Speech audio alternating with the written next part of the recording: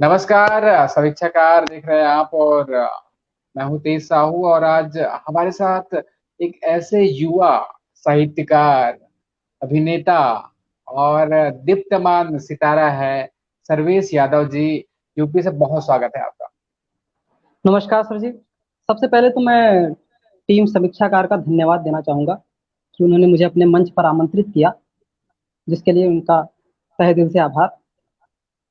बिल्कुल। और दोस्तों हम बता दें कि समीक्षाकार पेज पर सर्विस जी लाइव है। हमने कुछ समय पूर्व, जैसे आप सबको ज्ञात है, कि एक प्रतियोगिता कराई थी कहानी और कविता लेखन की। उसमें सर्विस यादव जी जो है बहुत बहुत सुंदर कहानी लिखे हुए थे। और उस कहानी का शीर्षक क्या था इस पर हम तो चर्चा करेंगे ही, लेकिन मैं बताऊं दोस्तों कि सर्वेश जी को प्रथम स्थान हासिल हुआ था और बहुत खूबसूरत इनकी कहानी थी झालर वाली लाइफ। जी जी, बहुत बधाई धन्यवाद सर। आपको पुनः जो है यहाँ से इस मंच के माध्यम से। और एक महज संयोग है कि साहित्य से जुड़े हुए लोग हम एक मंच पर उपस्थित है। समीक्षा कारनामा की जो हमारी पहल है, पूरी टीम इस पे लगी हुई है कि साहित्यिक गतिविधियों को ऐसे समय में हम चीजों को अलग जगह जब तमाम लोग अपने अपने जगह पर बैठे हुए हैं, और ऐसे समय में कुछ रचनात्मक सबको मिलनी चाहिए। रमेश जी जी, जी। अब हम बातों का सिलसिला जारी कर जो है प्रारंभ करते हुए, आपकी जो अनुभव अभी तक के रहे हैं उस पर तो हम बात करेंगे ही। सर्वेश जी कहाँ से आते हैं और पृष्ठभूमि क्या है? हम, क्योंकि हमारे दर्शक तमाम छत्तीसगढ़ से और अलग अलग जगहों से, आप बताएं कि सर्वेश जी अपने आप को कैसे रखते हैं सबसे पहले इंट्रोडक्शन में। बेसिकली मैं उत्तर प्रदेश से आता हूँ, जौनपुर जिले से। और जी, मैं जिस जिले से आता हूँ उसे इत्र नगरी कहा जाता है। क्या कहना है? और और शिक्षा नगरी कहा जाता है। चिकित्सा के क्षेत्र में भी हमारा शहर काफ़ी आगे है और ऐतिहासिक शहर है। तो जी, मैं जौनपुर से ही बिलोंग करता हूँ। मेरा दिल यहीं पे रमता है, यहीं पे बसता है। कहीं भी घूम आऊँ, मुंबई, दिल्ली, चेन्नई, कहीं भी जाता हूँ, लेकिन मन तो जौनपुर में ही रमता है। क्या कहने हैं? जहां से हम जमीन से और अपने गांव से जुड़े होते हैं उसकी खुशबू ही अलग होती है, और उस जी, जी। खुशबू से जुड़े रहना बहुत आवश्यक है, क्योंकि भारत गांव में ही बसता है। जी, जी जी, जी। संदेश जी, स्कूलिंग, स्कूल की दौर की हम बात करते हैं। आज नांग पंचमी है और स्कूल के समय में इस दिन का जो है बहुत महत्व रहा है। बहुत, बहुत। स्कूल के समय की कुछ यादें आप साझा करें। जी, जी। स्कूल का समय जब था, तो शायद मैं सिर्फ़ और सिर्फ़ पढ़ाई में ध्यान दिया करता था। मुझे आज भी याद है, ना कभी शरारतें, ना कभी मस्तियाँ। अ, मैंने शायद कभी किसी भी गलती की वजह से मार नहीं खाई स्कूल में। जी, तो जी, ना कभी साहित्य से उस वक़्त जुड़ाव था, ना सिनेमा से जुड़ाव था। काफ़ी जी, साहित्य मुझे बहुत अच्छा लगता था। हिंदी मेरा सबसे फ़ेवरेट सब्जेक्ट हुआ करता था, मैं बहुत पढ़ता था। लेकिन कभी मस्ती की तरफ ध्यान नहीं आकर्षित हुआ। बस एक ही खेल था क्रिकेट, जो मुझे बहुत भाता था और मैं वही खेला करता था। क्या बात। सर्वेश जी जो है महज बहुत छोटी सी उम्र में आपने 10वीं क्लास में ही दो कहानियां आपने लिख ली थी, कैलेंडर और पैसा। जी, जी, जी। साहित्य के प्रति रुझान आपका किन घटना से आता है और उसके बाद आप लेखन की ओर अग्रसर होते हैं? जी, जी। जैसा आपने बताया कि 10वीं कक्षा में मैंने 2 कहानियाँ लिखी थी। तो जी, उस वक़्त मैं किताबें जो पढ़ता था अपनी हिंदी की, उसके अलावा जी, मेरे दादाजी मुझे कहानियाँ सुनाया करते थे। अक्सर कोई भी घटना हो जाए, पैर में जी, अचानक चोट लग गई, तो दादाजी के जी, पास एक कहानी पंचतंत्र की रेडी रहती थी। किसी का जी, सम्मान नहीं किया, कोई घर पे आ गया, जी, उन्हें पानी के लिए नहीं पूछा, तो दादाजी फटाक से एक कहानी सुना दिया करते थे। तो क्या बात। एक छोटी-छोटी कहानियों से उस समय दिमाग में गूँजा कि ऐसी कहानियाँ क्या मैं नहीं लिख सकता क्या? तो मैंने कोशिश की थी, लेकिन कभी किसी को दिखाया नहीं था कि मैंने ये कहानी लिखी हुई है, पैसा और कैलेंडर। शायद किसी को नहीं पता था। लेकिन फिर 12वीं पास करके जब मुंबई जाना हुआ, तो मुंबई जब मैं पहुँचा, तो घर में जब पहुँचा, मेरे माताजी और पिताजी मुंबई ही रहा करते थे और मैं गाँव में जी, दादा-दादी के साथ रहता था। तो पिताजी का साहित्य की तरफ बहुत रुझान है। वो क्या साहित्य बात। से काफ़ी प्रेम करते हैं। हमारे घर में अलग-अलग तरह की किताबें हुआ करती थी, महाभारत, वेद, पुराण। तो जब मैं देखा ना, इतनी किताबें जो कि मेरे सिलेबस से हट के हैं पूरी तरह। हम्म,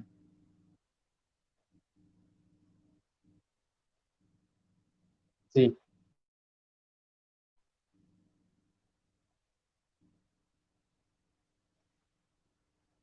दोस्तों तकनीकी कुछ चीजें हैं जो बाधा उत्पन्न कर रही है, लेकिन इस बाधा को पार करते हुए हम आगे बढ़ रहे हैं।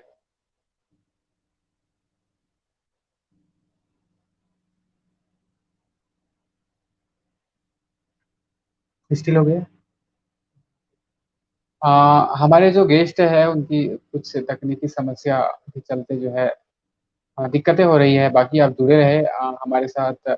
सर्वेश यादव जी जुड़े हुए हैं। सर्वेश यादव जी बहुत सारी अनुभव को लेकर, अनुभव के पिटारे को लेकर बहुत कम उम्र में, 22 23 23 वर्ष की उम्र में जो चीजें इन्होंने मुकाम हासिल किए हैं बहुत प्रशंसनीय है। सब टीवी में इनके जो कुछ रहे हैं उसमें लेखन भी उन्होंने उनके द्वारा की गई है। बहुत महत्वपूर्ण जो घटनाक्रम है उनके साथ घटित हुई है, और अभी बहुत स्थापित लेखकों में जैसे जब बात आएंगी युवाओं में, तो फिर बहुत अच्छा इनका प्रयास है और चीजों को खूबसूरत बनाने में। माफ कीजिएगा सर, कुछ नेटवर्किंग इशू होने की वजह से जी जी शायद जी कनेक्ट सर्वेश कर जी। दिया था। तक, क्योंकि अभी के समय में सभी अपने घरों पर है और घरों पर रहने से जो है इंटरनेट का भरपूर उपयोग कर रहे हैं, जिस कारण कुछ दिक्कतें हो जाती है। तो जी जी जी जी। बह- तो बहरहाल आप अपनी बातें। जी जी जी जी, साहित्य की बात हम कर रहे थे, कहाँ से शुरुआत हुई हमारी। तो जी मुंबई पहुंचने के बाद पिताजी ने कई तरह की किताबें मुझे सुझाया कि ये पढ़ो वो पढ़ो। मैं कुछ इलाज के सिलसिले में मुंबई गया हुआ था, तो जितनी भी किताबें थी उस समय खाली भी था, कोई सिलेबस की किताबें मुझे पढ़नी नहीं थी। तो सबसे पहले जो किताब सुझाया पिताजी ने वो थी मधुशाला, क्या बात। हरिवंश राय बच, बच्चन जी की। बच्चन तो साहब की। जी हाँ, जब मधुशाला मैं पढ़ना स्टार्ट किया, मुझे लगा था इतनी मोटी किताब है, ठीक है 5-6 दिन में आराम से पढ़ेंगे। लेकिन जब पढ़ना स्टार्ट किया, मुझे याद है मैं मैक्सिमम 1 घंटे में पूरी मधुशाला पढ़ चुका था। क्या कहें। तो इतना मजा आया कि शाम होते होते मैंने एक बार फिर से मधुशाला पढ़ी, और वहीं से मेरा सिलसिला शुरू हुआ। मैं पढ़ने लगा, जयशंकर प्रसाद जी को पढ़ा, और चेतन भगत जी की नई किताबें कुछ हाफ गर्लफ्रेंड थी, one night at the red call centre, ऐसी जी कई किताबें थी जो मैंने पढ़ी। तो मुझे लगा यार कितना विस्तृत क्षेत्र है और कितना मजेदार क्षेत्र है साहित्य। तो फिर धीरे धीरे यहीं से सिलसिला शुरू हुआ, और ये सिलसिला सिनेमा तक भी पहुंचा और उपन्यास तक भी पहुंचा। माया नगरी की जब बात आती है मुंबई की, तो बहुत से ऐसे लोग हैं जो संघर्षरत है। बिगिनर जो होते हैं उनको जी बहुत आसानी से रहने, आवास और तमाम चीजों की दिक्कतें होती है। लेकिन आपके साथ अच्छी बात ये थी कि आपके माता पिता वहां पे रह रहे थे, तो आपको जी एक जी बेनिफिट बेनिफिट उसका मिला है। लेकिन फिर जी भी आप जैसे सोनी सोनी के जो सब टीवी आता है उसके लिए आप सह लेखक के रूप में वहां पे रहते हैं, और चाहे लानी रमन हो, चाहे ऐसे कुछ धारावाहिक और शॉर्ट फिल्मों में भी आपकी कुछ स्क्रिप्टिंग प्रॉपर आपने की है। तो एक कम कम उम्र में, छोटे से उम्र में इन सब चीजों को साहित्य से सिनेमा की ओर आगे बढ़ना। जी जी जी बॉम्बे का बॉम्बे वाला जो अध्याय है लेखन के क्षेत्र में, उसके बारे में हमारे दर्शकों से आप। जी जरूर। जब साहित्य के करीब में पहुंचने लगा धीरे धीरे, तो जाहिर सी बात है, इंसान जब साहित्य से प्रेम करने लगेगा तो लिखने का भी मन जागेगा कुछ ना कुछ। तो एक शक्तिमान सीरियल में एक घोष बाबू का कैरेक्टर करते थे जय मिश्रा जी, शायद आपको याद हो, शक्तिमान तो सबका फेवरेट जी सीरियल हुआ करता था। वाकई वाकई। तो जी जय मिश्रा जी मेरे पिताजी के काफी अच्छे दोस्त और मेरे प्रिय अंकल जी हैं, जो हमेशा अच्छे मार्गदर्शन दिया करते हैं। तो उन्होंने मुझे सुझाया कि तुम्हें असिस्टेंट के तौर पे कुछ सीरियल्स में काम करना चाहिए। तो एक बहुत ही वरिष्ठ लेखक हैं जिनके अंडर में मैंने काम करना शुरू किया, जो कि बहुत विद्वान पुरुष हैं, काफी जानकार हैं। उन्होंने शक्तिमान सीरियल भी लिखा था। तो उनके अंडर में रह के मैं असिस्टेंट के तौर पर काम करना शुरू किया, और उसी दौरान मेरी मुलाकात मुकेश खत्री जी से हुई कुछ महीनों के बाद, पिताजी के माध्यम से। जी तो जी अभी तक जीवन में मैंने जो भी कुछ किया है, जितना भी जी किया है, सब चीज़ों का आधार मेरे पिताजी रहे हैं। उन्होंने अपने जीवन में जितने भी संघर्ष किए हैं, शायद उसका फल ही मुझे मिल रहा है, और इसी से कहानी आगे बढ़ती है। और फिर सिनेमा से और सीरियल से, हालाँकि वहाँ भी काम अभी शुरू है, ऐसा नहीं है कि मैंने पूरी तरह से बंद कर दिया है। सीरियल से सिनेमा की का रुख शुरू हो गया है, लेकिन उपन्यास भी लिखना मैंने स्टार्ट कर दिया है। जी। जब बात हम आते हैं खत्री साहब का, आपके जीवन में ओलंपियन जो है, उसके जी, बाद जी। जीवन की जो एक आपकी जब किताब जीवन एक अखाड़ा की जब अध्याय में आपको जुड़ता है, तो पृष्ठभूमि तैयार करना, क्योंकि लेखन में अपन अलग अलग दूसरों के साथ में मतलब जो है किसी के मार्गदर्शन में लिख रहे हैं प्रॉपर, उसके बाद अपनी जब चीजों को बहुत आगे, जहाँ पे आप है इस चीजों को ये करने वाले, लिखने वाले, इस अध्याय का जुड़ना जीवन में किन अनुभवों से जो है इसकी उत्पाद है, और आप लेखन में जो है उपन्यास बतौर ला रहे जी, जी। अ, जब सीरियल लिखने के बाद उपन्यास के विषय में मेरी मुझसे बात होने लगी, पिताजी ने मुझसे आके कहा कि एक किताब लिखनी है तुम्हें, तो सच बताऊँ तो मैं घबरा गया था। हैं। मुझे जी। समझ में नहीं आ रहा था यार, इतनी मोटी-मोटी किताबें होती हैं, इतना बड़ा साहित्य होता है। अभी मैं शुरुआत ही किया हूँ, मैं किताब कैसे लिख सकता हूँ? तो जी। पिताजी से मैंने कहा कि शायद मैं लिख पाऊँगा? तो मुझसे ज़्यादा भरोसा शायद उनको था मुझ पे। उन्होंने कहा, "अरे! क्यों नहीं लिख सकते? तुम ज़रूर लिख हम्म। सकते हो।" तो मैंने कहा कि ठीक है, अगर आप कह रहे हैं तो कोशिश किया जा सकता है। उसी दौरान मेरी मुकेश खत्री जी से बात हुई फ़ोन के माध्यम से, वो अमेरिका में रहते हैं। जी। तो फ़ोन पे जब बात हुई मुकेश खत्री से, उनके जीवन के विषय में चर्चा होने लगी। जब जी। मैंने उनके संघर्षों को सुना, उनके बारे में जाना, मैं सच में अवाक रह गया। तो मेरा मेरा मेरे मन ने कहा नहीं यार, लिखना ही चाहिए। और क्या? फिर जब मैं किताब लिखना स्टार्ट किया, मुझे आज भी याद है, पहली लाइन लिखने के लिए मुझे 15 दिन का इंतज़ार करना पड़ा। मैं जब भी क्या? बैठता था, मैं पहली लाइन लिख ही नहीं पाता था। फिर जब बैठता था, नहीं लिख पाता था। पिताजी ने उस समय हाथ खड़े कर दिए, बोले कि नहीं, ये शुरुआत मैंने मंच अगर दिया है, तो लड़ना तुम्हें ही है। तो बड़ा अजीब लगा, मैं बोला कि दलदल में फँसा के खुद निकल लिए, लेकिन वो वो समझते थे कि मुझे क्या करना है, वो दूर तक सोचते थे। तो मैंने शुरुआत की, 15 दिन के बाद आखिर मुझे पहली लाइन मेरी मिली और लिखना मैंने शुरू किया, तो शायद पहले ही दिन मैंने 8 से 9 पेज लिखे थे। क्या? तो यहाँ से शुरू हुआ और मुकेश खत्री जी ने जीवन में काफ़ी संघर्ष किया। उनके ऊपर ही मेरी किताब है जिसका नाम है जीवन एक अखाड़ा, जो राजमंगल पब्लिशर्स द्वारा प्रकाशित होने वाली है। और जब उनके भी संघर्षों की जी। जी, ऐसी जब भी कुछ बातें आती हैं तो शीर्षक बहुत महत्वपूर्ण होता है, चाहे जी, वो जी, जी। किताब के लिए आकर्षण के लिए हो, चाहे वो पूरी किताब का सार के लिए हो। तो जी। शीर्षक को रखना, उस पे कैसी चुनौतियां आई, और उस किताब को पूरा करने में कैसी आपको जो है किन चीजों का, कठिनाई नहीं कहूंगा, चुनौतियों का सामना आपको करना पड़ा? किताब लिखना मेरे लिए उतनी बड़ी चुनौती नहीं थी शायद। किताब पूरी भी हुई, मुकेश खत्री जी के गाँव में गया रहा, कहानियाँ जाना, समझा, पहलवानी को समझा, रेसलिंग को समझा, मैंने लिखा। लेकिन पूरी किताब कंप्लीट होने के बाद तक ये कश्मकश लगी रही कि इस किताब का नाम क्या होगा? हम जूझते रहे, क्या रखें, कभी ये नाम, कभी वो नाम। एक दिन पिताजी से इसी विषय पे चर्चा हो रही थी, रात के समय शायद लगभग 11 बज रहे थे। अचानक ही उन्होंने कहा, उनके जीवन में जितना दंगल था, जितना उनके रियल लाइफ में दंगल था, उतना उनके रेसलिंग वाली लाइफ में ही दंगल था। तो क्यों ना हम इस किताब का नाम जीवन एक अखाड़ा रखें? पहले ही जवान में मुझे वो नाम बहुत ही सुहाया और फाइनली ये नाम रखा गया जीवन एक अखाड़ा। पिताजी का इसलिए भी जो है बहुत महत्वपूर्ण आपके जीवन में एक छाया, छत्र छाया और मार्गदर्शन रहा है, और इसीलिए आपके बेहद करीब आपके पिताश्री हैं। जी, जी। बहुत अच्छे।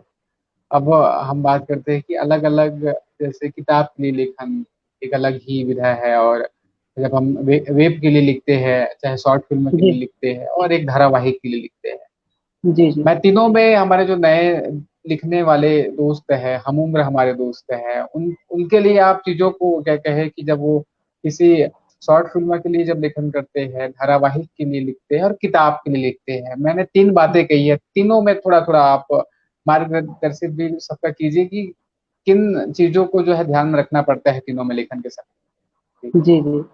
देखिए, कुछ भी बोलने से पहले सबसे पहले मैं ये कहना चाहूँगा कि जी। मैं अभी खुद इस क्षेत्र में नया हूँ और जी। सीखने की उम्र में हूँ।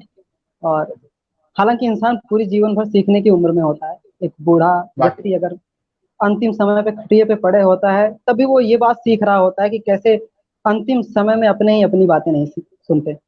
तो सीखने की उम्र तो हमेशा है, बट एक उपन्यास लिखना, एक फ़िल्म लिखना, एक वेब लिखना, ये तीनों अलग-अलग विधाएँ हैं। हम जी। उपन्यास का सहारा लेते हैं, उपन्यास हम पूरी किताब में लिखते हैं, पूरा डिटेल में लिखते हैं, लेकिन जो सिनेमा होता है, उसे हमें 3 घंटों में ही खत्म करना होता है। उस 3 घंटों में पूरी कहानी समझा देनी होती है। और वेब सीरीज़ का आज के समय का माहौल ही दूसरा कुछ बन चुका है। तो वाकई। वेब सीरीज को समझने वाले समझते हैं। हालांकि वेब हाँ सीरीज के क्षेत्र में क्रांति आई है कुछ सालों में। जी। तो उपन्यास और सिनेमा, ये दो चीजें हैं।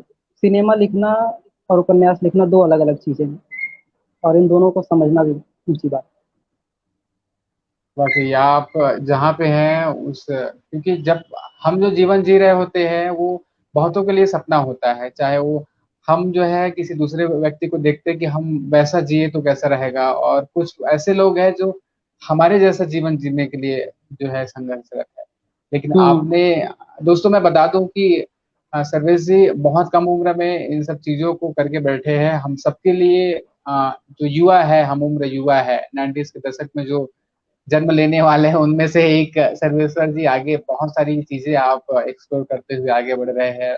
हमारी ओर से, समीक्षाकार टीम की ओर से बहुत सारी शुभकामनाएं भी आपके साथ है। जी जी, और भी धन्यवाद। कुछ मैं कुछ जो चीजें होती है जीवन में, हम लोग बहुत सारी चीजें करते हैं, हमारी टीम की जो है आपसे लगातार बातें हो रही थी, जी और जी साहित्य में हम बहुत कुछ किए होते हैं, और बहुत ऐसा होता है कि कुछ बात आती है कि वो चाहे छोटी छोटी जो उपलब्धियां होती है उसका प्रमाण, हम कहे प्रमाण पत्र जैसी चीजें हैं, वो चाहे जी ऐसी जी साहित्यिक रुचियों को लेकर एक मंच पर आना, या चीजों को एक एक जगह जो है वहां पे परोसने वाली बात है। तो आप, आपके लिए मैंने सुना मेरी टीम से कि ऐसा अनुभव को आप साझा करें कि साहित्य के क्षेत्र में जो हमारा जुड़ाव है उस, जी वो जी आपके जीवन में एक कैसा अध्याय है।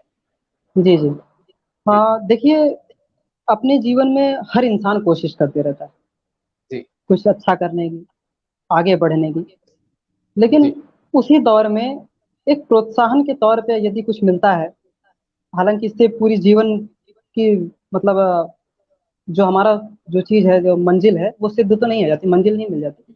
लेकिन एक ऐसी प्रोत्साहन मिलता है, ऐसा प्रोत्साहन मिलता है जिससे हमें काम करने की लगन बढ़ती है। हम सोचते हैं कि नहीं, हम कुछ ऐसा कर रहे हैं जो शायद लोगों को पसंद आ रहा है। पहला नंबर जी ये क्लियर होना बहुत जरूरी होता है कि जो चीज हम कर रहे हैं, खासकर सिनेमा में और साहित्य में, जो चीज हम लिख रहे हैं या जो अभिनय हम कर रहे हैं, क्या वो दर्शकों को पसंद आ रहा है, क्या वो पाठकों को पसंद आ रहा है। तो उस चीज की समीक्षा कर कर समीक्षाकार जैसी टीमें उसे आगे बढ़ाती हैं और उसे लोगों को जी। बताती हैं। बहुत धन्यवाद आपका कि इस पे भी है कि आपका भी जो है अनुभव इसमें रहा है, बहुत ही सराहनीय है कि आपका और हमारा जुड़ाव इस मंच के माध्यम से होता है। कुछ जी जी चीजों का पहला वाली जो प्यार होता है, चाहे पहली लाइव की बात हो, चाहे पहली प्रमाण पत्र की बात हो, जैसे मेरी टीम से मेरी बात हो रही थी, तो आपके लिए जो चीजें ऐसी हुई कि उस जो अनुभव के आप साझा करें, पहली वाली जी जो जी चीज है। जी जी।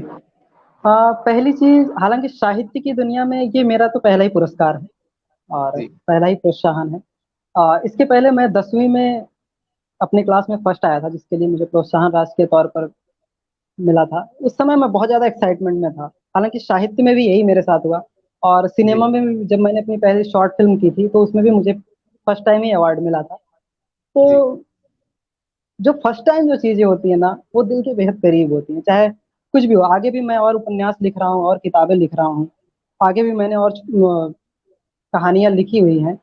लेकिन ये झालर वाली लाइट मेरे दिल के बहुत करीब है। पुस्तक जीवन एक अखाड़ा मेरे दिल के बहुत करीब है, और वो 10वीं में पाया गया मेरा अवार्ड मेरे दिल के बहुत करीब है। क्या बात है। और हम सब भी जो है बहुत आपके करीब है और रहेंगे। दोस्तों मैं अभी पुनः आपको बताऊं कि हमने समीक्षाकार में जो एक प्रतियोगिता आयोजित की थी उसमें श्रेष्ठ जो कहानीकार बनकर उभरे थे सर्वेश यादव जी थे, और उस कहानी की पृष्ठभूमि को हम जो है आज साझा करने वाले हैं अपने दोस्तों के साथ। झालर वाली लाइट आप शीर्षक देखिएगा दोस्तों, और किस जो है पृष्ठभूमि से होकर कहानी आती है, और किन पहलुओं को जो है स्पर्श करती है, और सबके हृदय को जो है स्पर्श कर लेती है। उस कहानी जी का जो कुछ अंश है, सार हमारे दोस्तों से आप साझा करें। जी जी जी। अ, झालर वाली लाइट मैंने दीपावली के शुभ अवसर पे लिखा था। हमारे जी हमारे यहाँ एक कहावत है कि जो भी काम हम करते हैं उसे दिवाली पे जगाया जाता है। तो यही मंशा रख के, यही बात सोच के मैंने दिवाली के मौके पे ये कहानी लिखी थी, तो एक पूजा के तौर पे। तो झालर वाली लाइट का कैरेक्टर जो है छोटू, एक जी। बहुत ही गरीब परिवार से आता है, एक अनपढ़ परिवार से आता है, मजदूरी परिवार से आता है, जो अपना जी। घर-बार छोड़ के एक दूसरे गाँव में आके बस गया है, मजदूरी करता है। लेकिन उसके भी कुछ सपने हैं, वो जी। भी सपने देखता है, हालाँकि सपने सबको देखने चाहिए, वैसे वो भी सपने देखता है। जी। तो इस कहानी का शीर्षक था झालर वाली लाइट और अक्सर लोग मुझसे पूछते हैं झालर वाली लाइट? ये झालर वाली लाइट मतलब लोग समझ नहीं पाते, हालाँकि जो उत्तर प्रदेश के हैं वो समझ जाते हैं, लेकिन जो जी। बाहर से हैं वो नहीं समझ पाते। तो मैं दर्शकों को बता देना चाहूँगा कि झालर वाली लाइट वही लाइट है जो दिवाली के मौके पर हम चाइनीज़ लाइट अपने घरों को सजाने के लिए लगाते हैं। तो वही हमारे कैरेक्टर छोटू की भी इच्छा है खरीदने की, जो हमारे उत्तर प्रदेश की देसी भाषा में झालर वाली लाइट बोली जाती है। तो वही शीर्षक मैंने रखा हुआ है और यदि आप कहें तो वो कहानी मैं अपने दर्शकों को सुनाना चाहूँ। मैं मैं कहना नहीं चाहूँगा, मैं आग्रह करना चाहूँगा क्योंकि वो कहानी जो मैंने पढ़ी है, हमारी टीम ने जो पढ़ी है और हुँ, जो होती है कि चीज़ें जो लिखी हुई होती है और उनकी ही जुबानी जब सुनते हैं, तो वो बहुत महत्वपूर्ण बन जाती है। जी, और जी। इस संयोग की घड़ी में हम सुनना चाहते हैं, हमारे दर्शक सुनना चाहते हैं झालर बहुत-बहुत वाली शुक्रिया सर लाइट। आपका। जी, जी। जी, सुनाएँ आप तो कहानी। ठीक है, देर नहीं करते हैं हम, आइए जी, मिलते हैं बिल्कुल। छोटू से और सुनते हैं कहानी झालर वाली लाइट। जी, स्वागत। हुँ। लगता है इस दिवाली भी मैं सबकी तरह अपना घर लाइट से नहीं सजा पाऊँगा। बगल की दुकान पे लगे लाइट को देख अचानक छोटू का दिल बैठ गया। जी। बर्तन धो रहे हाथ अचानक रुक गए। उस दुकान पर लगी टिमटिमाती हुई लाइट को देखकर 14 साल के छोटू का मन जैसे उस टिमटिमाते हुए लाइट के साथ सफ़र करने लगा। तब तक हलवाई की कड़कती हुई आवाज़ उसके कानों में पड़ी। "अबे 4 बर्तन धोने में कितना वक़्त लगेगा?" अचानक ही लाइट का ख़्याल मन से गायब हो गया और तेज़ी से प्लेट को धोते हुए वो बोला, "बस हो गया है मालिक, अभी आया।" छोटू ने फटाफट सारे बर्तन धोए और लेकर दुकान में चला गया। फिर वही प्याज काटना, आलू छीलना, टेबल साफ करना, झाड़ू लगाना शुरू हो गया। छोटू को देखकर ऐसा लगता है जैसे बचपन इसके नसीब में है ही नहीं। जिस उम्र में बच्चे खेलते हैं, मस्ती करते हैं, स्कूल जाते हैं, उस उम्र में छोटू के सर पर ज़िम्मेदारियों का बोझ आ पड़ा है। और बातें? बातें तो किसी सयानों से कम नहीं रहती। पता नहीं बड़ों के बीच में रहते-रहते बोलना सीख गया या फिर राम ने उसे इस धरा पर सयाना बनाकर ही भेजा था, ताकि जाते ही घर की ज़िम्मेदारियों का बोझ उठा ले।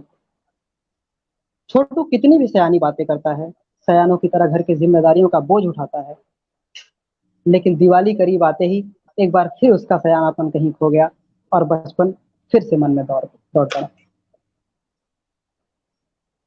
पिछले 3 दिवाली से उसकी इच्छा है कि वो अपनी घास-फूस की बनी मड़ई को सबकी तरह झालर वाली टिमटिमाती लाइट से सजाएगा, लेकिन किसी न किसी कारणवश उसकी यह इच्छा अधूरी रह जाती है। छोटू 3 साल पहले अपना गाँव छोड़कर दूसरे गाँव में आकर बस गया था, जहाँ वो अपनी माँ और एक बहन के साथ घास-फूस की बनी एक छोटी-सी मड़ई में रहता है और वहीं पास के बाज़ार में एक हलवाई की दुकान पर काम करके अपने परिवार का पेट पालता है। दिन भर काम करने के बाद छोटू को अपने मालिक से रोज़ाना ₹100 मिलते हैं, लेकिन वह सारे पैसे उसे अपनी माँ को घर चलाने के लिए देने पड़ते हैं। 2 दिनों से छोटू उसी पैसों में से ₹20 माँग रहा है, लेकिन माँ नहीं दे पा रही। माँ भी क्या करे? वह भी विवश है। अगर वो छोटू को पैसे दे, तो बाकी के रुपयों में उनका घर तो ना चलेगा ना। कल दिवाली है। छोटू इस बार भी मन में यह बात बिठा चुका है कि हर बार की तरह इस दिवाली भी उसका घर सूना ही रहेगा। शाम हो चुकी है, मालिक गल्ले पर बैठा हिसाब कर रहा है। अचानक छोटू की नज़र मालिक की ओर पड़ी, तो मालिक का हाथ नोटों की गड्डी से भरा हुआ है।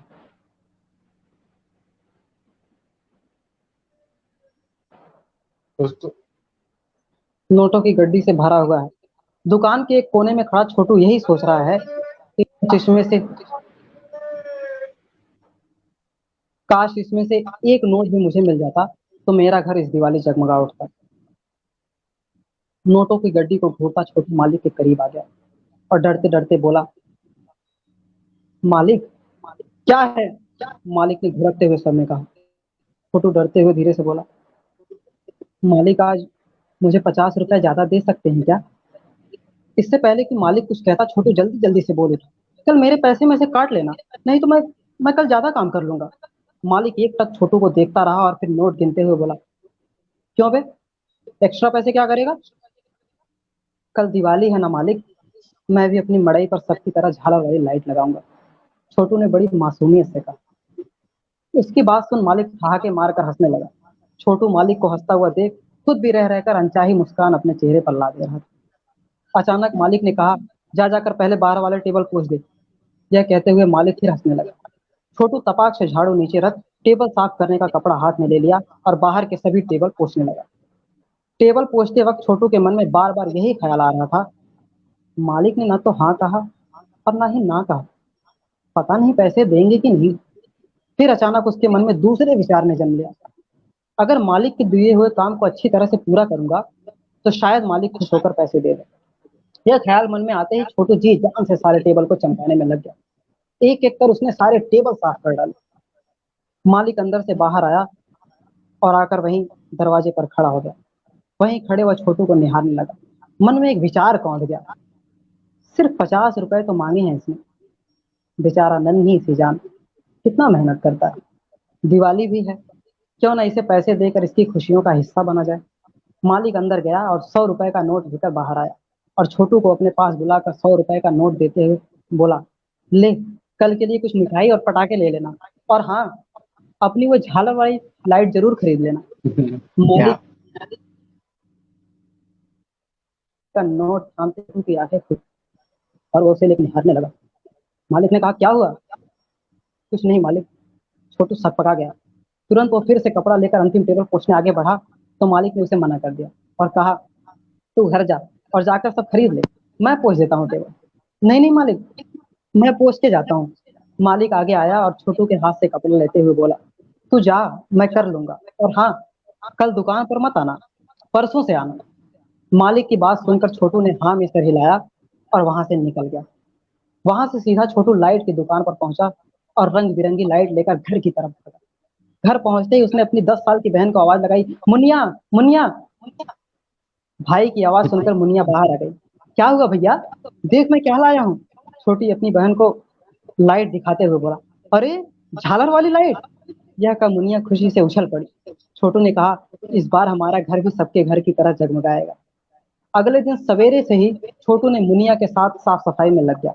उन दोनों ने पूरे घर की सफाई की। माँ ने गाय के गोबर से पूरे मड़ई की पुताई की और शाम होते ही छोटू घर के चारों ओर झालर वाली लाइट लगाकर लाइट आने का इंतजार करने लगा। करीब 1 घंटे के बाद लाइट आ गई।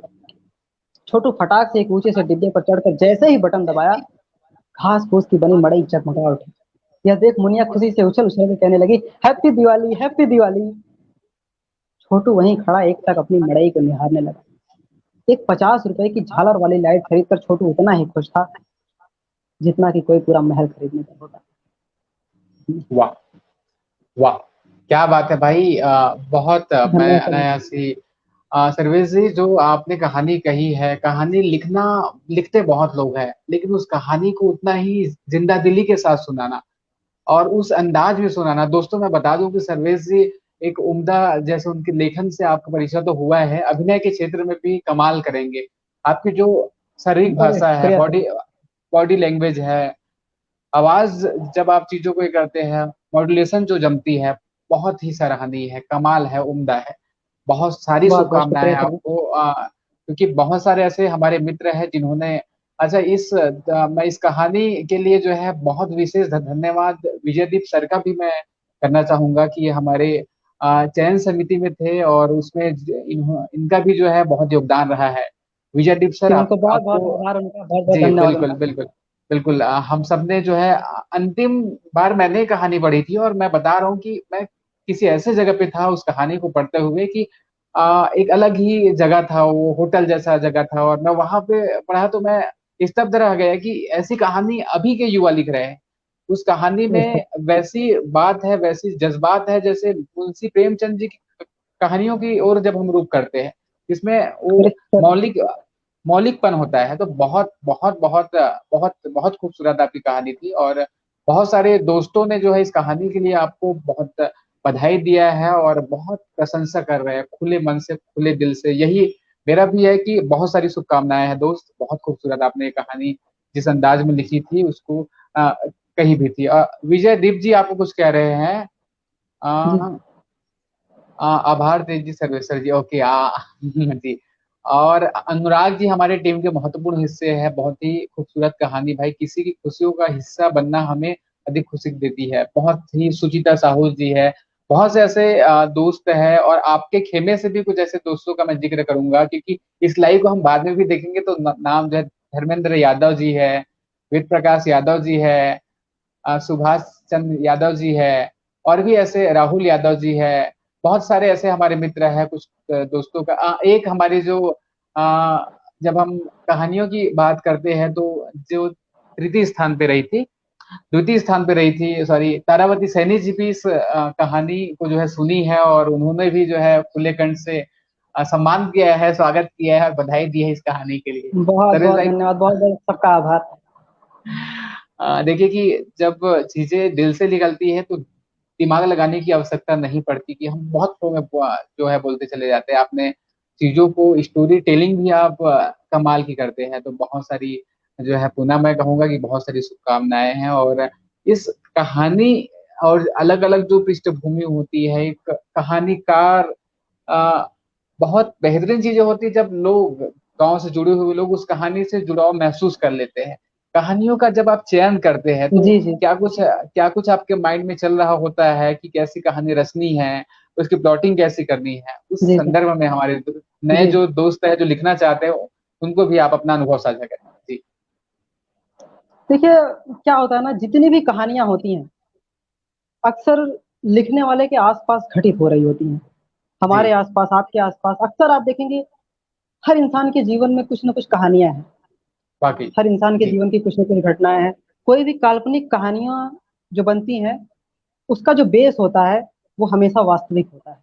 मैंने झालर वाली वाकई। लाइट लिखी थी, तो ये एक सच्ची कहानी से प्रेरित, मतलब एक वास्तविक चीजों को देखते हुए मैंने कल्पना को गढ़ा है। तो ये वहीं से लिया गया है। तो हर कहानी का जो एक वास्तविक बेस होता है, जितनी भी काल्पनिक कहानियां होती हैं, तो पहला अपने आसपास की चीजों को पकड़ना सीखना चाहिए, वो ज्यादा जरूरी होता है।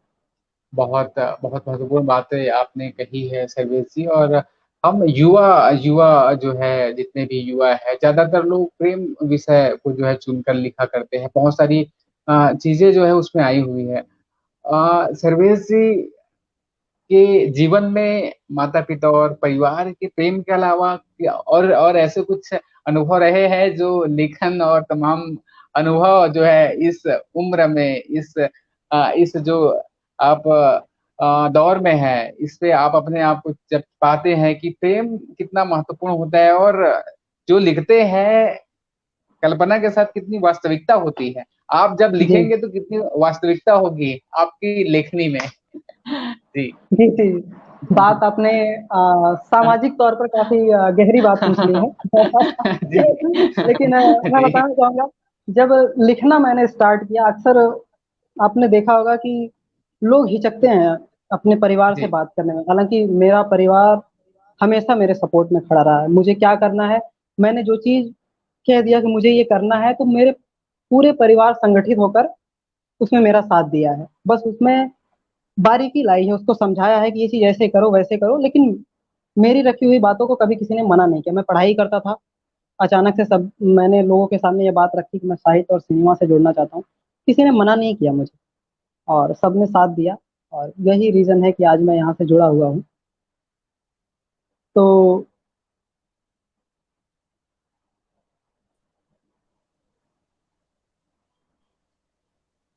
तो जिस मुद्दे पे आप पूछ रहे थे, इस विषय पे कोई बात नहीं सर, शायद नेटवर्क की वजह से कुछ इशू हुआ था, तो कोई दिक्कत नहीं है। जी, जी, जी, हाँ, तो जी, प्रेम जैसे जी, मुद्दों पर आप पूछ रहे थे, तो जब मैंने स्टार्ट किया लिखना, तो पिताजी ने मुझे कहा कि आप कोई भी कहानी लिखो, किसी भी कैरेक्टर में जाने के लिए, भाव मन में आने के लिए सबसे बड़ी बात है कि प्रेम सबसे जरूरी है। तो बेटा, ये क्षेत्र तुम्हारे जी, लिए खुला है, तुम अपनी इच्छा के वाकई। अनुसार अपनी कहानियों के लिए, अपने करियर के लिए अपना वास्तविक जीवन जीना कभी मत छोड़ना। तो वो तुम्हारा पर्सनल लाइफ है, तो वो भी हमारे जीवन में जो भी है वो है। और कहानियां हमेशा वास्तविक ही होंगी, आगे भी प्रेम पर भी लिखूंगा क्या बात। तो शायद वो वास्तविक जीवन से ही रिलेट होंगी। बहुत जिस जैसे मैंने पूछा था उसी खूबसूरती से आपने जो जवाब दिया है, मैं वाकई प्रभावित हूँ आपके इस जवाब से। बहुत जी जी धन्यवाद। गजब के जवाब थे। और मजेदार बातचीत और इस सार्थक संवाद में वक्त का पता ही नहीं चला कि कब हम 35 मिनट संवाद कर लिए, बात कर लिए। दोस्तों, वाकई मैं वाकई। हूँ तेज साहू और हमारे साथ सर्वेश यादव जी है, और हम लोग बहुत सारी बातें किए हैं। आप यदि अभी देख, पहले आप जाकर देख सकते हैं हमारे पूरे लाइव को। अब हम लोग कुछ ऐसी बातें करेंगे कि वर्तमान समय में जो फेसबुक और जैसे सोशल मीडिया पे तमाम जगहों पर जो दिखते हैं, तो जी युवाओं जी को जब बात आती है तो प्रतिक्रिया, जैसे मैंने कल एक सवाल किया था कि प्रतिक्रिया को लेकर आपको कैसी प्रभावित करती है, कि क्योंकि आपकी कहानियां वो कहानियां हैं जो 10 साल बाद भी जब आपको पढ़ी जाएगी तो वही बात जो है वो कालजयी होगी, क्योंकि इन ये जो दौर की जो कहानियां जो हम लिखते हैं वो 10 साल बाद भी जब पढ़ी जाएंगी तो वही नहीं रहेगा, रह जाएगा जो वर्तमान समय बहुत ज्यादा चलता है, उसके बाद जो है बैठ जाता है अंदर में। वो ऐसी होगी कि किताबें जब खोलेंगे लोग तब भी उस दौर की कहानी, क्योंकि अभी हम जब मुंशी प्रेमचंद तमाम ऐसे लोगों को पढ़ते तो हम दो पहलू क्या था, हाँ उस समय घटित हुई थी ये घटनाएं, वैसी आपकी जो कहानियां हैं। लेकिन वर्तमान समय में जो लेखन हो रही है और नई वाली हिंदी और ऐसे कुछ जो तमाम चीजें चल रही है, जी जी ऐसे में जी जी युवा युवा जो है तेज जो है, धैर्य में थोड़ा सा ये है कि उनको प्रतिक्रिया बहुत जल्दी चाहिए। तो वैसे चीजों को आप कैसे अपने जीवन में देखते हैं, और बाकी हमारे जो युवा साथी है उनके लिए लेखन में कैसे संयम और धैर्य के साथ कंटेंट पर ध्यान देने के लिए आपका संदेश क्या होगा? देखिए, जी संयम सबसे बड़ी चीज होती है। ये ये चीज मुझे जब मैंने जी लिखना शुरू किया तब से मुझे यही चीज समझाया गया मेरे पिताजी के द्वारा कि एक ऐसा क्षेत्र है, ऐसा विस्तृत जी। क्षेत्र है, यहाँ पे तुरंत सफलता नहीं मिल जाती। आप कुछ भी लिखेंगे, वाकई। वो प्रकाशित होंगी, उसमें समय लगेगा। वो लोगों तक पहुंचेंगी, शायद उसमें भी समय लगेगा। लोग उसको कुछ दिन बाद पढ़ेंगे, उसमें भी समय लगेगा। चाहे सिनेमा हो, चाहे साहित्य हो, यहाँ जी संयम सबसे बड़ा चीज होता है, धैर्य सबसे बड़ी चीज होती है। तो अपने मन को शांत रखना होता है। प्रतिक्रियाएं लोग हमेशा देते रहते हैं, कुछ भी, गलत सब, अच्छी, लोग अच्छा भी कहते हैं, लोग गलत भी कहते हैं। यहाँ तक मुझे भी कुछ लोग अक्सर कह दिया करते हैं कि बेवकूफ़ी कर रहे हैं। लेकिन खैर ये सब जी बातें करना आवश्यक नहीं है।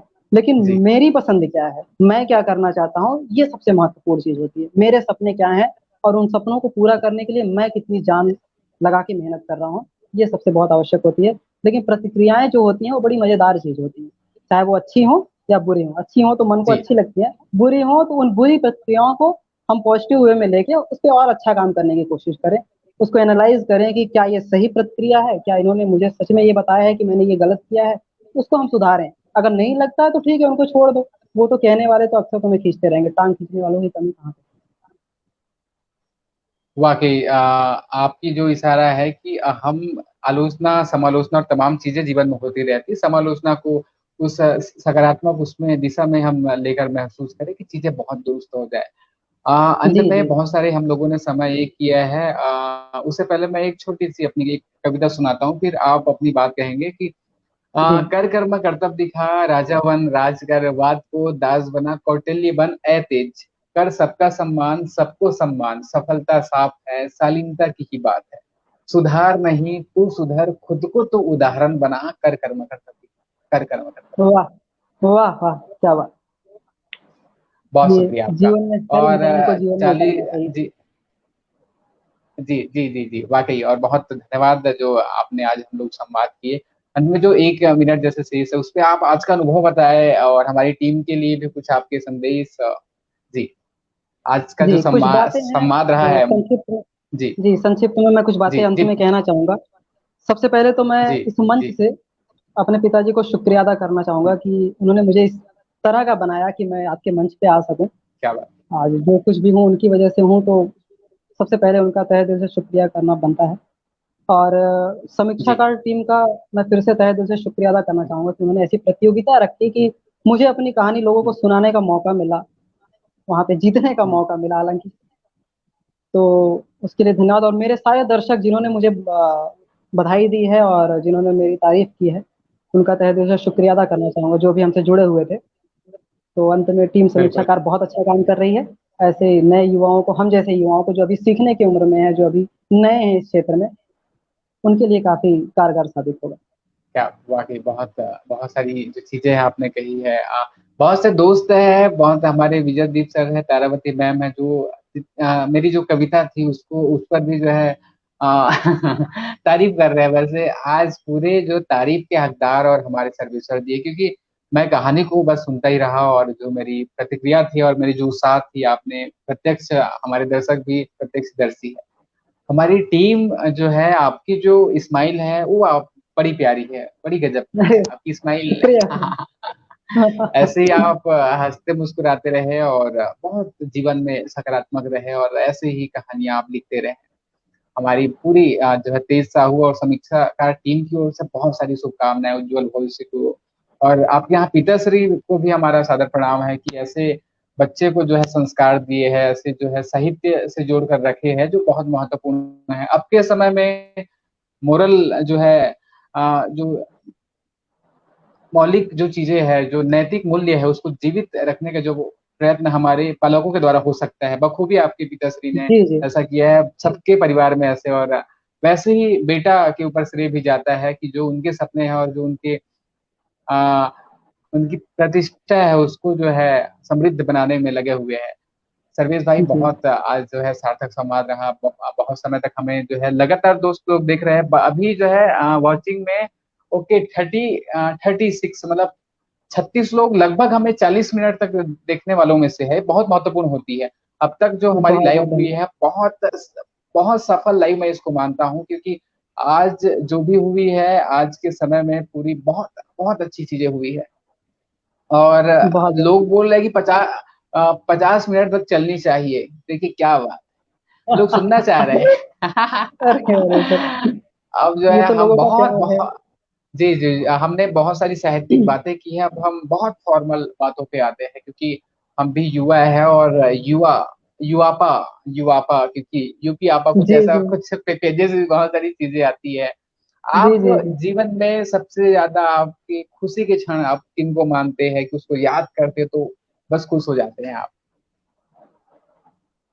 खुशी के क्षण, बहुत सारी परेशानियों को, हालांकि बहुत सारी परेशानियों को झेलने को नहीं मिली अभी जीवन में, अभी तो बहुत कम उम्र में जी है। जी तो जी जी फिर भी जीवन में हमेशा खुशियां ही रही, आसपास के लोग ऐसे रहें, माता पिता परिवार या फिर जो भी रहें, हमेशा जी खुश ही रहा। हालांकि एक बात मैं बताना चाहूंगा कि ये जो जी लॉकडाउन रहा मेरे लिए, ये जी सबसे ज्यादा खुशियों का क्षण रहा। मैं डरा कम, जी और जी कुछ लोग थे जो अच्छा टाइम पास हुआ, जो जीवन में इसके पहले कभी नहीं करने का मौका मिला, अच्छा। तो शायद इस लॉकडाउन में करने का मौका मिला। घूमने फिरने से लेके, खाने पीने से लेके, हर चीजों में। तो ये, आवाज हालांकि इसमें, अरे जी, हेलो। हाँ जी, आवाज थोड़ी दिक्कतें हो गई थी जी। बहुत शायद सारे दोस्त जो है नेट जी जी अब सही है, अब नेटवर्क। दुरुस्त है, दुरुस्त है। जी सर, जी जी सही है, सही है, अब शायद सही है। हाँ वीडियो प्रॉब्लम भी है सर, शायद नेटवर्किंग इशू की वजह से। जी जी, कोई बात नहीं, जो चीजें बहुत दुरुस्त हुई है। और साथ ही चाह रहे हैं कि आप साहित्य की ओर जो है हमारे दोस्त से भी अपना कुछ सवाल कर सकते हैं। बहुत लोग जो है पब्लिक डिमांड भी यहाँ पे हो रहे हैं। विजयदीप जी सर जो है जो हमारे चयन समिति में रहे हैं, वे उनका ये है कि आपकी जो प्रिय जो कविता है वो आप गुनगुनाएं, आपके जेहन में कुछ आता है ऐसे समय में तो। जरूर जरूर। जी, अ, दो चीज हैं, दो कविताएं हैं जो मैं सुनाना चाहूंगा लोगों को। कविताएं क्या, 4 लाइनों की स्वागत, कविताएं हैं। स्वागत मधुशाला स्वागत। मैंने कई बार पढ़ी, मुझे शायद याद है। और जब मुझे मौका मिलता है, जब मेरा मन थोड़ा सा बेचैन होता है, तो मैं हरिवंश राय बच्चन जी की मधुशाला पढ़ता हूँ। कभी कभी जी क्या होता है जीवन में, हम अपने लक्ष्य को लेके भटकाव महसूस करते हैं। हम सोचते हैं कि यार शायद ये किया होता, जैसे अब मैं अपनी बताऊं, शायद आईएएस बनने की तैयारी किया होता तो ज्यादा मजा आता, शायद इंजीनियर बनने की तैयारी किया तो ज्यादा मजा आता। फिर सोचा नहीं यार, साहित्य और सिनेमा मेरे लिए बेस्ट है, मेरा लक्ष्य यही होना चाहिए। तो ऐसे मौके पे मैं मधुशाला की एक 4 लाइन है जो मैं कहना चाहूंगा, जी कि हरिवंश राय बच्चन जी लिखते हैं, जो हम सबको जीवन में उतारनी चाहिए, कि जी मदिरालय जाने को घर से चलता है पीने वाला, किस पथ पर जाऊं असमंजस में है वह भोला भाला, अलग अलग पथ बतलाते सब पर मैं यह बतलाता हूँ, राह पकड़ तू एक चला चल पा जाएगा मधुशाला। क्या कहना है, वाह। बाकी बच्चन साहब ने जो चार पंक्ति में कही है, काबिले तारीफ। जी जी जी। आपकी दूसरी और दूसरी जो आप। हाँ, तो एक जो है वो, मैं अक्सर नहीं गुनगुनाता, मेरे पिताजी फोन पे अक्सर मुझे, जब भी मेरा कोई अच्छा काम होता है, मैं अवार्ड जीत रहा हूँ, मेरी किताब छपने वाली है, मेरी कोई तारीफ कर रहा हूँ, तो वो अक्सर फोन करके अंतिम लाइन में एक बात जरूर मुझे समझाना चाहते हैं कि मन में कभी घमंड मत आने देना, क्योंकि घमंड से ही आदमी का पतन शुरू हो जाता है। तो क्योंकि इस वाकई। उम्र में आवेश में बहुत जल्दी बच्चे आ जाते हैं। ये पिताजी अक्सर मुझे फोन पे शायद पर डे कह देते हैं, एक बार शाम को, रोज मेरी उनसे बात होती है तो कहते हैं, तो कभी कभी वो चार लाइनें वही कहते हैं, मेरी तो मैं कम सुनता था, लेकिन वो मुझे याद आती हैं, जो मुझे काफी सार्थक लगती हैं। वो डॉक्टर जी। कुमार विश्वास जी की चार लाइनें हैं, जो कुछ इस क्या प्रकार बात। हैं। नजर में शौकिया लब पर मोहब्बत का तराना है, मेरी उम्मीद की जद में अभी सारा जमाना है, कई जीते हैं दिल के द्वेष पर, मालूम मुझको है, सिकंदर हूँ मुझे एक रोज खाली हाथ जाना है। क्या बात। बहुत बहुत बहुत जो है बड़ी बात कह जाते हैं, क्योंकि हम जीवन में जितनी भी उपलब्धियां और तमाम जो है ऐशो आराम, जो भी चीजें हम अभी जो है लगे हुए हैं जीवन ज्ञापा धापी में, तो ऐसे समय हम्म, में जब हम जाने वाले हैं, चाहे सिकंदर, चाहे कोई हम मतलब जो भी जाएंगे, तो जीवन में जो है खाली हाथ आए थे, खाली हाथ जाने वाली बात है। लेकिन जो हमारे हिस्से की दुनिया है, जिस दुनिया में हम रहते हैं, जब तक रहते हैं बहुत जिंदा दिली के साथ रहें, और वो तमाम चीजें करे जो मन करे, सकारात्मक रहे, यही ज्यादा महत्वपूर्ण है। जी जी बहुत जी। सारे बहुत सारे दोस्तों ने जो है बहुत सारी बातें कही है। तो और भी कुछ है कमेंट में। वेद प्रकाश जी जो है, very good, so beautiful lines. और तारावती मैम भी बहुत जो है प्रशंसा की है। सर्वेश्वर कोई कविता, ओके। सर्वेश्वर जी, आप कहानी के थॉट कैसे तैयार कर प्लॉट कैसे तैयार करते हैं? तारावती मैम ने अच्छा। जो है सवाल की, शायद आपने जवाब दिया था एक बार, और मैम, क्योंकि हमारे। जी जी जी। मेरी कहानियों का प्लॉट जो भी मैं तैयार करता हूँ, जैसे ज़हन में जो भी कहानी गूंज जाती है, कुछ चीज़ ऐसी होनी चाहिए। अक्सर वो क्या होता है कि मेरी वास्तविक घटनाओं से प्रेरित होता है, मैं कहीं देखा हूँ, कहीं किसी के मुँह से सुना जी हूँ। तो जी वास्तविक प्लॉट को पकड़ते हुए अपनी कल्पना को गढ़ना, यही मेरी कहानियों का जी। अक्सर प्लॉट होता है। क्योंकि कोई भी लोग बोलते हैं ना कि कोई भी झूठ बोला जाता है, तो उस झूठ का आधार कहीं न कहीं सच ज़रूर होता है। तो कोई भी वाकई कल्पना अगर गढ़ी जाती है, तो उसका एक आधार हमेशा वास्तविक होगा, तो वो दर्शकों के, वो पाठकों के दिलों को पूरी तरह से छुएगा। ये मेरा मानना है। क्या बात, बहुत सही आपने सटीक की है, क्योंकि बिंबों की जब बात है, तो आस ही पास में जो हमारे ऐसे लोग होते हैं या जो चीजें हम देखते हैं, वो उन्हीं सब चीजों से हम कहानियों को उठाते हैं। बहुत ही बेहतरीन जी। जानकारी, बहुत ही बेहतर जानकार। ओके। सुभाष चंद्र यादव जी आपके खेमे से है, बहुत सारे दोस्त हैं जी, जो। जी, वो मेरे बड़े पिताजी हैं। अच्छा, बड़े पिताजी को हमारा भी प्रणाम रहेगा। और आज जो जी, है जी। हम लोग मुकम्मल करने वाले हैं हाफ सेंचुरी। हाफ सेंचुरी हम लगा लेंगे आज, क्योंकि 1.5-2 मिनट ही शेष रह गया है, और अब तक की लंबी जो है एक रिकॉर्ड भी बनने जा रहा है कि आज का जो लाइव रहेगा वो हाफ सेंचुरी हम लगाने वाले हैं, मिनट के मामले में, समय के मामले में। जी, जी, जी। ये बस देखने वालों का प्यार और आपका उत्साह है। वाकई वाकई वाकई।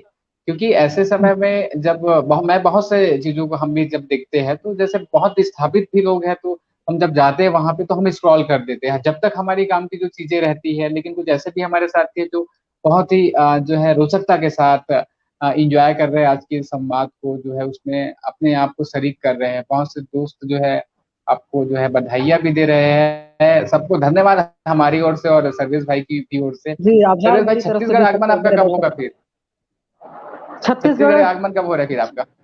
बहुत जल्द हमारा आगमन होगा। बस ये लॉकडाउन खुलने की देरी है, तो मुलाकात ज़रूर होगी।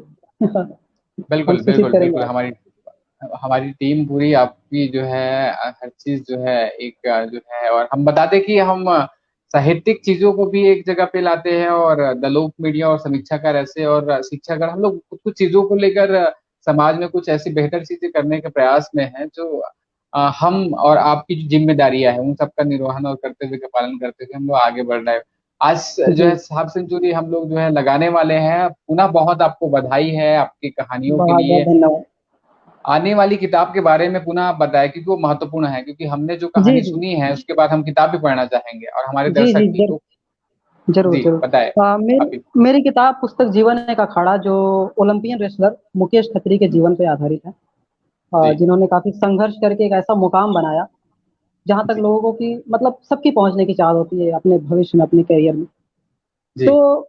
अक्सर इंसान सफलता के पीछे भागते रहता है, भागते रहता है, भागते रहता है, मंजिल भी पा जाता है, लेकिन अचानक किसी कारणवश वो सपना अगर टूट जाए, या फिर उस मंजिल पे पहुंचने के बाद हमें पैर पीछे खींचने पड़ जाएं, या फर्श अर्श पे पहुंचने के बाद फिर से फर्श पे आना पड़े, तो उस समय कैसे जिंदगी से लड़ा जाता है, जिंदगी को कैसे झेला जाता है, उस समय कैसे लोगों की प्रतिक्रियाओं को सुना जाता है, कैसे उससे लड़के फिर से अपने आप को साबित किया जाता है, यह बताती है हमारी किताब पुस्तक जीवन का खड़ा। क्या बात था। जीवन में एक जो है दिशा देने का कार्य आपकी किताब। मुझे एक वाकया याद आता है, जब मैं 12वीं में था उन दिनों, और बैठ के कहीं कुछ लिख दे रहा था। उसका शीर्षक था कि हार बनता है हौसला। जी जी। उस समय फिर मैंने सुनाई अपने घर में कहानी, तो बोले बेटा बहुत एग्जाम अच्छा। हो रहे हैं और एग्जाम में आप ज्यादा ध्यान दीजिए। लेकिन फिर भी मैंने वो लिखी। उस समय मैं एक वीडियो गेम खेल रहा था, मोटो रेसिंग का, और मैं जैसे उसमें हारता था या तो मेरी बाइक गिर जाती थी, तो मैं पुनः स्टैंड लेने का सोचता था कि इस बार मैंने 40,000 स्कोर किया, अब मैं 60,000 करूंगा। तो मैं हारता जी था जी जी लेकिन मैं हौसला मेरा बढ़ता था। यही हमारे वास्तविक जीवन में जब असफलताएं मिलती है, तो हम कहीं कहीं पे जो है डिमोटिवेट हो जाते हैं, या तो फिर अपने कार्यों को जो है रोक देते हैं। लेकिन आपने आपकी जो कहानी है उस बात को जो है बेहतर की है, हम सबके लिए जो है मार्गदर्शन का काम करेंगे। बहुत सारी शुभकामनाएं हैं आपके साथ हमारी। और तकनीकी जो चीजों को जो है दीपक सचदेव जी हमारे जो है एडिटर देख रहे थे, और सबका आभार दोस्तों, आप सबने ये किया है। आपकी किताब कौन सी प्रकाशन से छप रही है, और कैसे आम जो लोग हैं उन तक चीजों को ये कर सकते हैं? हम समीक्षाकार पेज के माध्यम से भी जी उसको जी अपडेट करेंगे, क्योंकि ये हमारा जी जैसे जी एक परिवार है, उसके एक बतौर प्रतिष्ठित और जो है सम्मानित सदस्य सर्वेश्वर जी है, जो हमारे सदैव जीवन में यादगार रहेंगे। हमारी इस प्रतियोगिता के जो है विजेता है, प्रथम विजेता है सर्वेश्वर बहुत भाई। बहुत धन्यवाद। बहुत अच्छा लगा आज संवाद करके आपसे, और जो है ये मुझे संवाद का सिलसिला आगे जारी रहेगा। आप भी ध्यान एक रखिए घर वालों के साथ। अंत में जी एक जी बात जी यही कहना चाहूंगा कि जी जी ये पहली बार था जब लाइव आके मैंने साक्षात्कार दिया, इंटरव्यू दिया है। यदि कोई त्रुटि जी। रह गई हो, कोई दिक्कतें हुई हो, तो उसके लिए मैं अपने दर्शकों से और आपकी पूरी टीम से क्षमा चाहूंगा। और हमारी किताब जो आ, पुस्तक जीवन का अखाड़ा है, वो अमेजोन पे मिलेगी, राजमंगल पब्लिशर्स द्वारा प्रकाशित। वो क्या बहुत बात जल्द है। मैंने प्रकाशित। जी शरीफ भाई, मैं अपनी भी कुछ चीजों को इसमें ऐड करूं कि बहुत से ऐसे लोग हैं जिन लोगों का साक्षात्कार करने का अवसर मिला है, चाहे वो आईएएस हो, चाहे पद्म भूषण जो है छत्तीसगढ़ की तीजन बाई जी, ऐसे जो बहुत प्रतिष्ठित लोगों का जो है मैंने इंटरव्यू करने का मुझे अवसर प्राप्त हुआ है। आज का जो आज आपका पहला था, लेकिन इतना बहुत खास था और बहुत बेहतरीन आपका ये साक्षात्कार था, मेरे लिए भी बहुत यादगार है और आपके लिए भी ये रहेगा। और आगे बहुत सारी आपकी जो है मैं जो चीजें महसूस कर पा रहा हूँ, देख पा रहा हूँ कि आपकी जो भविष्य बहुत उज्जवल है। उस इस तेजी को, मतलब तेज तो हमें अपने अंदर जो उस ऊर्जा तेजी को आप बरकरार रखें और ऐसे ही बहुत आगे बढ़े। बहुत शुभकामनाएं सर्वेश भाई। बहुत बहुत चलिए धन्यवाद सर, दोस्तों बहुत। बहुत अच्छा। जी जी। दोस्तों दोस्तों हमारे साथ जो सर्वेश यादव जी थे, बहुत खूबसूरत जो है कहानी लिखते हैं, उतने ही उम्दा तरीके से वो सुनाते भी हैं। और मैं हूँ तेज साहू, और तेज साहू ने आज इंटरव्यू का हैट्रिक किया है। हैट्रिक में आप सब बहुत से दोस्त हमारे साथ जुड़े थे, तारावती सैनी मैम, दीप जी और अनुराग जी, और ऐसे तमाम हमारे साथी है, अलग अलग क्षेत्रों से आते हैं, अलग अलग पृष्ठभूमि से आते हैं। लेकिन आज का जो ये सेशन था बहुत महत्वपूर्ण था हम सबके लिए। और आप सब अपना ध्यान रखें, बहुत जल्दी मुलाकात होगी, बहुत जल्दी मुलाकात होगी, और कुछ विशेष हम करते रहे और आगे करते रहेंगे। आप सबके सामने भी चीजें होंगी। आप सबका बहुत धन्यवाद, बहुत शुक्रिया।